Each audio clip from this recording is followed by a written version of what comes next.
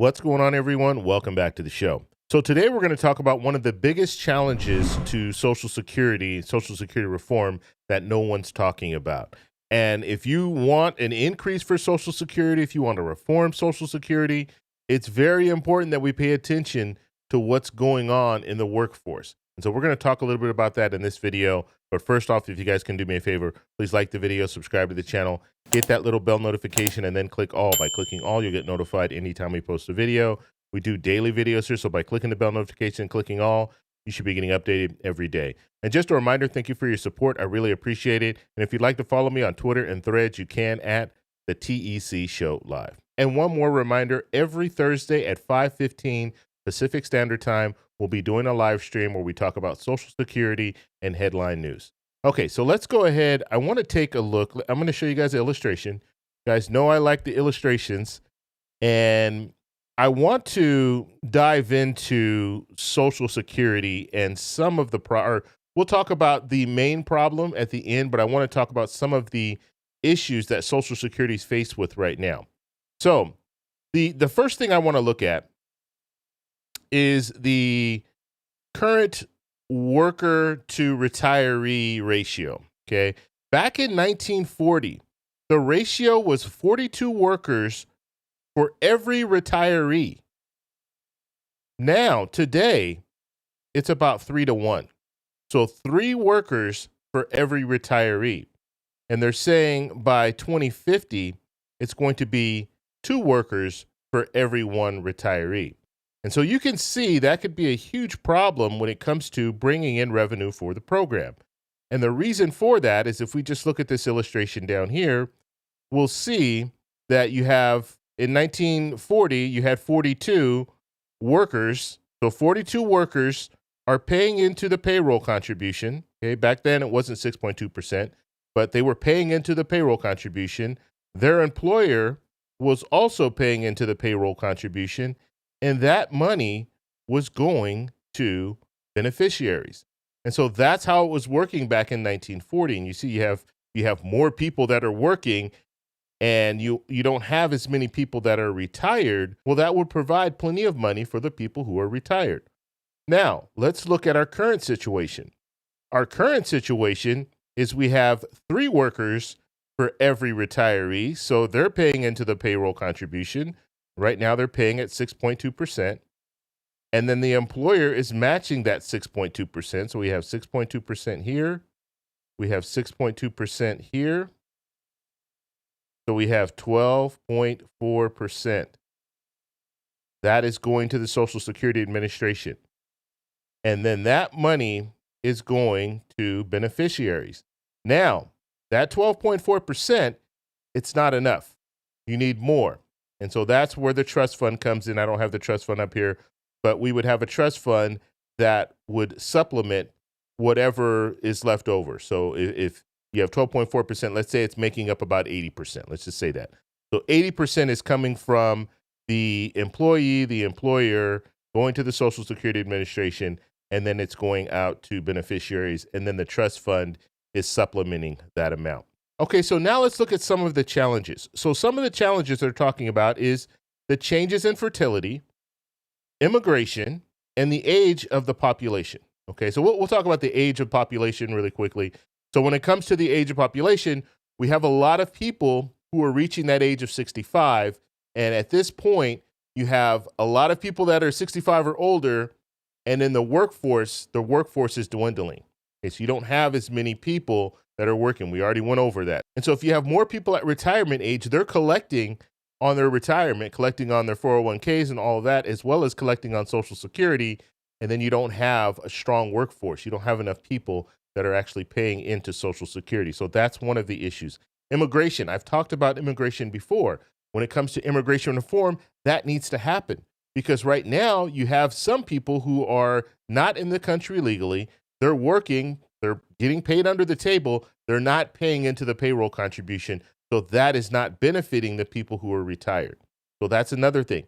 They need to reform immigration. And if you reform immigration, then now the people who are here are legally here, and they're working, and they're paying into the payroll contribution, and that money can go to the Social Security Administration. Now, the changes in fertility, this is one that I want to focus on too. It says back in 1960, the average number of children born to a woman was 3.6. By 2020, the number declined to 1.6. And so currently it's at 1.6. So now you see we have a decline in fertility, the fertility rate. Okay, so now I want to talk about the real reason for this video, because I want to talk about automation. I want to talk about robots. I want to talk about artificial intelligence, because this all has an impact as well. And people aren't really talking about this, but I think we should be talking about this, because this is going to impact Social Security. It's impacting it right now, but in the future, it's only going to get worse. And that's why we need to reform Social Security. We can't provide an increase in Social Security. We can't extend Social Security out without addressing this issue that we're looking at here. Okay, so let me just show you this illustration. Let's say you wanted to dig a ditch. So if you want to dig a ditch, you have one of two ways of doing that. So let's say you have a construction company and you need to do this. So one way is you can have workers do it. You can have, let's say you have 7 workers, they're out there digging that ditch, okay? And so with those 7 workers, the good news is you have 7 people employed by this company, and they're all paying 6.2%. And then the employer is matching that 6.2%. And so that money is going to the Social Security Administration. But what if you said, well, we don't need all these workers, because now we have a machine that can do the same thing as those 7 workers, or let's say 6 workers, because you still need one person to run the tractor. But now this tractor can do the same job as these 6 workers. And so now let's look at the scenario. If you only had 1 worker and 1 tractor, now you're looking at a situation where you have 6.2% coming from this worker. The tractor, there's no 6.2% coming from the tractor, because the tractor's a tractor. It's not an employee. And then the employer is paying 6.2%. So now when you're looking at this and you're saying, well, this is 6.2% for every worker, so that's times 7. Now you're only going to be collecting 6.2% from 1 worker. Now, I know what some people are going to say. They're going to say, well, you have these tractors, and because you have a tractor doesn't mean that we're reducing the workforce, because now we're just shifting jobs to, jobs are going to be in other places. Okay, and that part of that is true. Okay, but some of those jobs, and we'll look at this, let's say you have a manufacturing company that manufactures these tractors. Okay, so now you have workers here. They're all paying 6.2%. But guess what? They're also using automation. Okay, everyone is moving to robots and moving to artificial intelligence and all this stuff. They're all moving that way. We're getting to a place where you need less workers. Okay, so that's what I'm getting at here. So let's say, okay, you have 6.2% here, 6.2% there, and then the tractor, every once in a while, it's going to need maintenance. It's going to need tune-ups and all of that. So you have companies that, you have mechanics. So you're employing mechanics as well. These mechanics are paying 6.2%. So now you're seeing the big picture. But when it comes to the manufacturers, when it comes to the mechanics, they're all using technology as well to make their job easier. And just to give you an example, I had my engine light came on in my car a few weeks ago. And a friend of mine, he has one of these little, I don't even know what you call this device, but all the new cars or newer cars, I won't even say my car's not new, it's 2010. So more modern cars, they have computers in the car, and the computer will tell you what's wrong with the car. So you don't have to really do a big diagnostic test now. Now all you need is to put this little device into your car, and it will tell you what's wrong with the car. And so now, even when we're looking at the mechanics, you don't need as many mechanics because you don't need a lot of people doing all these, and it's funny now when you go and you get your car fixed, they always tell you, oh, we're going to have this diagnostic fee. It's going to be like $200, but we'll put that towards fixing your vehicle. Well, the reality is they're just hooking it up to a machine and the machine is telling them what's wrong with it. And then they just do the labor and actually do the work, but they're charging you $200 just to run that machine to find out what's wrong with your vehicle. And so that's one thing. So when we're looking at this, yes, you have a dwindling workforce, and it will continue to dwindle. And with artificial intelligence, with artificial intelligence now, you have a lot of jobs, and I'm telling you about jobs where you might need machines and robots to actually do some of the work. But what about jobs like writers and things like that, where you can use artificial intelligence, you can use AI and write a whole article, write a whole book, write an ebook, or you can do all of this stuff just through artificial intelligence. You no longer need writers to do a lot of this work. And so those jobs are going to go by the wayside. And you can say, well, okay, all these artificial intelligence, they're going to need people to work in that space now. And that's true. You will need some people to work in that space, but not the same amount. And I can give you an example with my business here. I shoot videos. I talk about different things. I respond to emails and things like that through my business. I use artificial intelligence a lot to do that. I use AI. So if I need to respond to an email, I can put that email in a chat GPT-4. I can put it in there and it will give me a response, an email that I can send to the person who sent me the email. So I don't need to have extra staff doing that, and I don't need to spend the time doing that myself. It will respond to that letter, and it takes like not even 30 seconds. Whereas if I were to sit down and respond to an email, and I don't respond to all my emails this way, but I'm just telling you, sometimes I get a lot of emails. So I'll get an email and I say, you know what, let me just give it a response here, and I'll use ChatGPT to respond to it. And in most situations, it's a response of, no, I'm not interested in, sponsorship and all that. So stuff like that, I'll use ChatGPT to do that. Now I don't have to sit down and figure out what I'm going to say and take the time, or it could take me 20, 30 minutes in order to respond to an email. Now it takes me 30 seconds. And so companies are using this now. So they don't have to have writers or have people that are responding to all these emails. Okay, now let's look at the big picture here. And I showed you guys the whole tractor situation. I showed you as far as the employees. So if you have 7 employees working, they're all paying into the payroll contribution, and then your employer is matching that at 6.2%. So it's a total of 12.4%. Now, if you have a tractor, you only have one person that is paying into the payroll contribution, and then the tractor is not paying into that payroll contribution. So you're losing revenue coming into the Social Security Administration.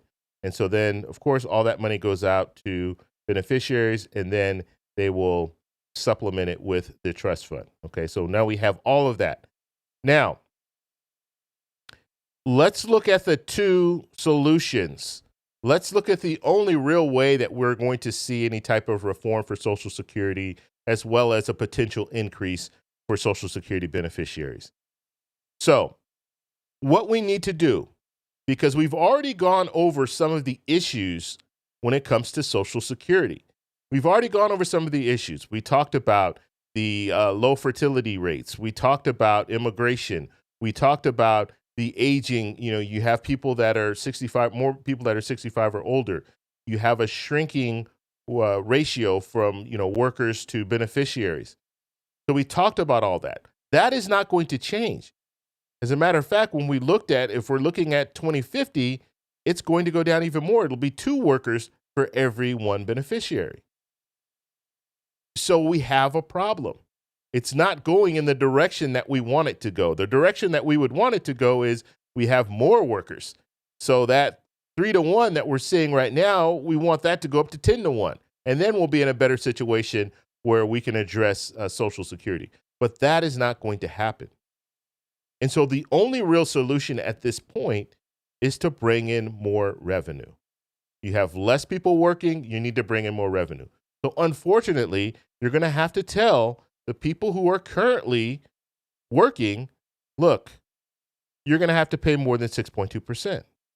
It's unfortunate. And the company is going to have to pay more than 6.2%. Let's say we raise it by 1% or raise it by 2%. Let's say we raise it by 2%. So now it's 8.2%. 8.2% from the employer. And then that goes to the Social Security Administration. So now you have more revenue coming in. That's one solution. And you just need to talk to the American people and say, look, this is the situation. We can either take a cut of 23%. So when you get to the point where you can retire, you're going to have a cut of about 23% of the contributions that you've been paying your whole life. Or you can pay 2% more and get your full 100%. I think most people would say, you know what? I'll pay that 2% more as long as I'm guaranteed that I'll be able to receive 100% of my Social Security benefits. And you might even be able to get a little bit more because they could provide an increase. And so that's one way. The other way, and this is one that's being talked about a lot, because you have to understand, if you're doing something like this, it will affect a lot of people, right? It will impact a lot of people. Everyone working right now would have to pay a percentage more. And some people would be okay with it, but some people they're still going to be upset, right? They're not going to like it. They're going to say, you know what? Social Security is a scam. We shouldn't be putting money into it. So you're going to have some people that are not going to like this. But I think the vast majority of people will understand, hey, it's better than taking a 23% cut. So let's move forward. Go ahead and pay the 2%. It's not going to be that much when you look at it overall, like as far as your paycheck, you're not going to see a drastic change or drastic drop in your paycheck because it's only going to be 2% or even 1%. We don't even know the numbers yet. But the other option, and this is more popular, is raising the cap. So you hear that all the time. You hear these politicians out there talking about, we need to raise the cap. We need to raise the cap. Now, what they're saying is raise the cap on people who are making over $400,000. Okay, so that's probably the most popular proposal that you're hearing out there. And that comes from Representative Larson's plan. Representative Larson's plan, Social Security 2100 Act, people making over $400,000, they're going to have to pay into the payroll contribution. Because right now, the way the system works, right now, if you're working and you make $168,600 or less, you're paying into that payroll contribution. Okay, you're paying that 6.2%. Your employer is matching that 6.2%. But guess what? If you make $1 more, you don't pay that payroll contribution for that $1. Anything over $168,600, you no longer have to pay into the payroll contribution. And your employer doesn't have to match. And so you can see that's lost revenue. And so what you have is you have politicians out there right now saying, look, we can solve the problem when it comes to Social Security reform by raising the cap, by saying that people who are making a certain amount over that $168,600 need to contribute. Okay, now what they're doing is they're doing what they call a donut. And so people who are making $168,600, they're making more than $168,600, they're not going to be impacted until they reach $400,000. Once they reach $400,000, then anything over that, now they have to pay into the payroll contribution. So let me just explain it. So if you make, so for the first $168,600, you're paying into the payroll contribution. Now, from $168,000 to $400,000, you're not paying into the payroll contribution. But once you reach $400,000, now you start having to pay into the payroll contribution again. So they have a donut. That's what they call it.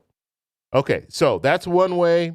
Senator Bernie Sanders also has a plan, but his is $250,000 or more. So if you make $250,000 or more, you're going to start paying into the payroll contribution. The same thing, there'll be a donut.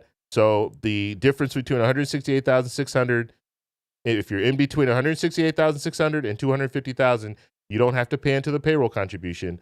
But once you get over 250,000, then you're going to have to start paying into it again. And then there's just some lawmakers that are saying raise the cap. So anyone making 168,600 or more, so there'll be no cap at all. So you can reach 168,000. It doesn't matter. You're still going to be paying into the payroll contribution. So with that method, they'll be able to collect more revenue. And then that revenue would go out to Social Security beneficiaries. And so that is what we're looking at.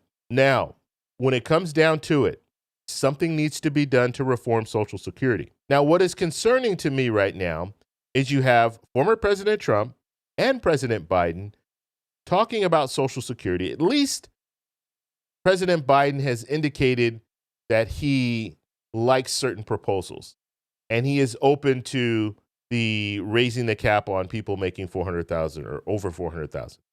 So he's at least talked about that. So he's talked about some type of a reform for Social Security.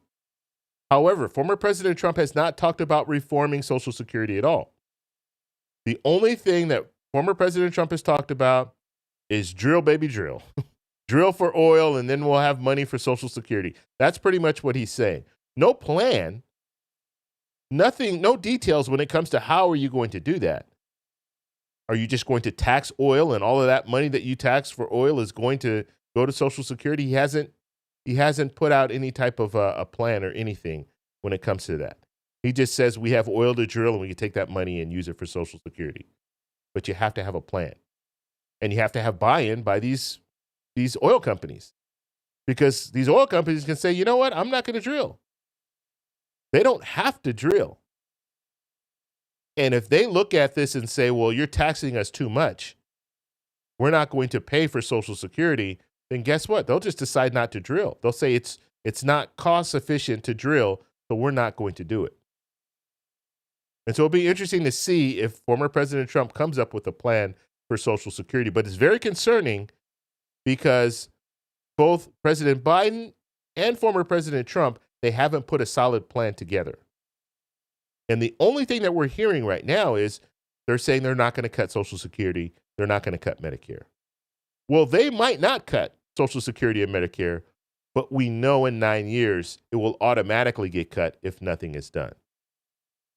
And so that's what we need to be focused on. And that's why it's very important that we look at the reason why we're here and we look at some of the real solutions, because there's some solutions out there that are not real.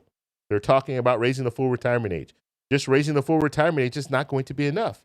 I already showed you the ratio of workers to retirees. Even if you raise the full retirement age, and you'd have to gradually do that, it's still not going to be enough to reform Social Security because we still have a problem when it comes to the workforce. We have a dwindling workforce, and we have more people that are reaching 65 and older. So I want to know what you guys think about this. Let me know in the comments below. What do you think a viable solution would be? Let me know in the comments below. If you like this video, please give me a thumbs up. Please subscribe for more, and I'll talk to you in the next one. Bye.